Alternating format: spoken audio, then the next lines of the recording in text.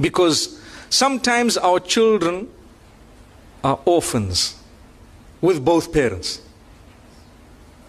Why? Because the father has no time. That's the thing, no time. I have no time. So your child is an orphan. Mother, too busy with makeup and accessories and everything else, and so what she looks like. So she won't mind spending half an hour in front of the mirror, but she cannot spend half an hour with the child. I'm not talking of all mothers. I mean, come on, we all have the best of wives, mashallah, alhamdulillah, who are good to their children. But this idea is growing. Or should I say, this problem is on the increase, on the rise, where there are orphans in our own homes. It happens more so in affluent homes. Sometimes we don't realize, the au pair, or the one, the guardian or the child minder is looking after the child, and we are not bothered. When last have you sat with your child and had a good discussion? The fathers. We can do better.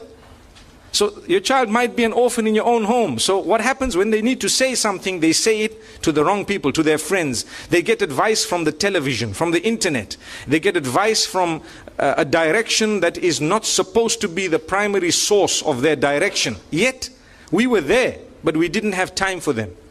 So they were worse than orphans, because orphans, they don't have options sometimes. But with these, we have the options. And then we get upset that my child is inclined in this direction or that direction without realizing, where was I?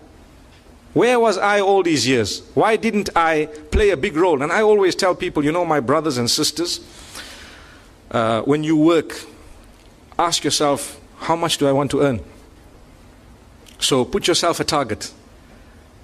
And say you want to earn $1 million, for example. Just an example. I didn't say what. It could be rupees, it could be anything. Say you want to set yourself a target of $1 million. Okay, you set it. Beyond that, remember one thing. You may find it much more beneficial to cut your hours of work than to increase the amount of wealth you're earning. This is something, especially for those who have their own work. Those who are self-employed. Initially, to build the business, you might have to do things yourself and you might work very hard. We hope that your spouse is understanding, and we hope that you are compensating the lost time with your children by taking them out often whenever you are with them, or spending weekends at least with them and talking to them in a beautiful way, listening to them. We'll get to a few of these pointers in a few moments. But if you do not set yourself a target, you will find yourself living a whole life up to the point of death in such a way that you did not fulfill the role that Allah placed on your shoulders of passing the candle on to the next generation. What you taught them is, look, life is all about making money. You make money, you sit. A lot of us teach our children this without realizing. Life is all about making money.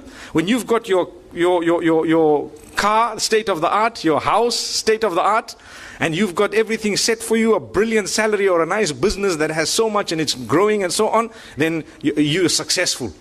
A lot of us, we don't realize that that's what we actually tell our children without even speaking to them. Because they watch us. Where's dad? He's at work. Default answer. But the time it's so late, dad is at work.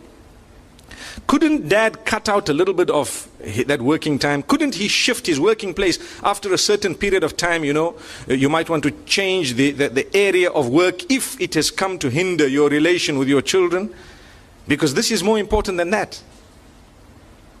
So mothers sometimes couldn't be bothered. They don't spend enough time, and sometimes, we're not saying all the time, I know that a lot of our mothers are very, very dedicated, but sometimes not. And this is why we need reminders. We ask Allah subhanahu wa ta'ala really to open our doors in that regard.